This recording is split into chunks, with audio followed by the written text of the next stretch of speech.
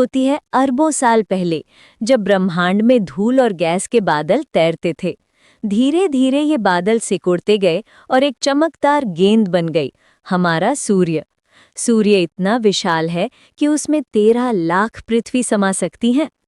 इसकी गुरुत्वाकर्षण शक्ति इतनी प्रबल है कि वो अपने आसपास की हर चीज को अपनी ओर खींचता रहता है। लेकिन यहाँ एक दिलचस्प बात है, पृथ्वी सीधे सूर्य में गिरती क्यों नहीं?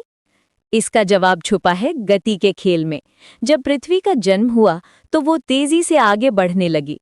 सूर्य का खिंचाव उसे अंदर की ओर खींचता है, लेकिन उसकी गति उसे बाहर धकेलती रहती है।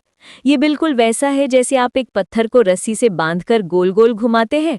रस्सी पत्थर को अंदर खींचती है, लेकिन पत्थर की गति उसे बाहर फेंकना चाहती है।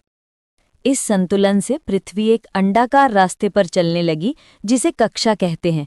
ये यात्रा कितनी लंबी है, आप जानकर हैरान रह जाएंगे। पृथ्वी हर सेकंड में 30 किलोमीटर की रफ्तार से दौड़ती है।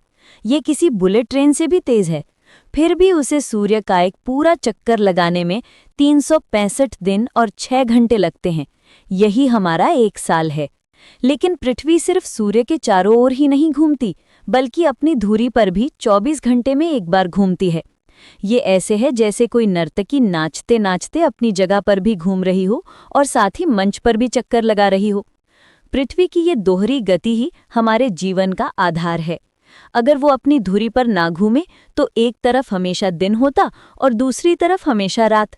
अगर वो सूर्य के चारों ओर ना घूमे तो ना तो मौसम बदलते और ना ही जीवन संभव होता।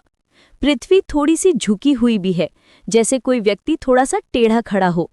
इसी झुकाव से हमें गर्मी, सर्दी, बरसात और बसंत जैसी ऋतुएं मिलती हैं। जब पृथ्वी का उत्तरी हिस्सा सूर्य की तरफ झुका होता है तो वहां गर्मी होती है और दक्षिणी हिस्से में सर्दी। 6 महीने बाद ये स्थिति उलट जाती है। अंतरिक्ष की इस अनंत कहानी में पृथ्वी अकेली नहीं है। सूर्य के चारों ओर 8 ग्रह नाचते हैं: बुध, शुक्र, पृथ्वी, मंगल, बृहस्पति, शनि, यूरेनस और नेपच्यून। हर ग्रह की अपनी गति है, अपना रास्ता है। कुछ पृथ्वी से तेज दौड़ते हैं, कुछ धीमे। ये ऐसा है जैसे एक विशाल मेले में अलग अलग उम्र के बच्चे अलग अलग गति से झूले पर बैठ के घूम रहे हों। इस पूरे सौर मंडल के बाहर फैला है अंतरिक्ष का अनंत विस्तार, जहां अरबों तारे, आकाश गंगाएं और रहस्य छुपे हुए हैं।